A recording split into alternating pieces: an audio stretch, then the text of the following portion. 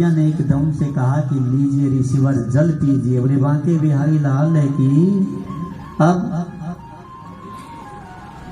ऋषि जी को ध्यान आया कि देवी मैंने तो 12 वर्ष पहले जल मांगा था और आप 12 वर्ष तक। अब मां अनसुईया ने हाथ जोड़कर कहा कि हे ऋषि जी, मैं तो आपके चरणों के अंदर ध्यान लगाए हुए थी कि कब मेरे स्वामी के चरण हिले और मैं उनको जल पिलाऊं। कहते कि अत्रि ऋषि ने उसी से अनसुईया को वरदान दे दिया कि आपसे बड़ी सती संसार के अंदर कोई नहीं होगी। बोले बांके बिहारी लाल की। और आजकल की जो आजकल की मातृशक्ति है ना, अगर उसका घरवाला बोल दे कि एक गिलास पानी पिला दे तो कहेंगी तेरे को से टूट रहे हैं, उठ के पी ले।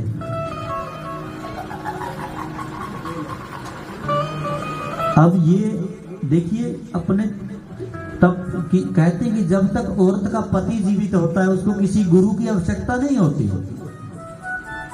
कहते हैं कि औरत का पहला और अंतिम जो गुरु होता है वो उसका पति होता है। और उधर अत्रि जी महाराज ने देवी अनसुईया को वरदान दे दिया कि आपसे बड़ी सती संसार में कोई नहीं होगी।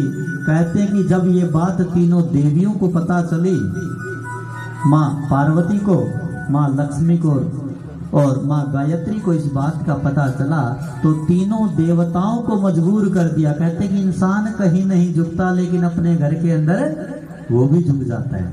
अब देवता थे, अब तीनों परीक्षा लेने के लिए मां अनसुईया के दरवाजे पर आए और उस अनसुईया से कहा कि ये अनसुईया, हमें बड़ी भूख लगी है। तीनों ने ब्राह्मण का वेश बनाया, कहा कि बड़ी जोर की भूख लगी है।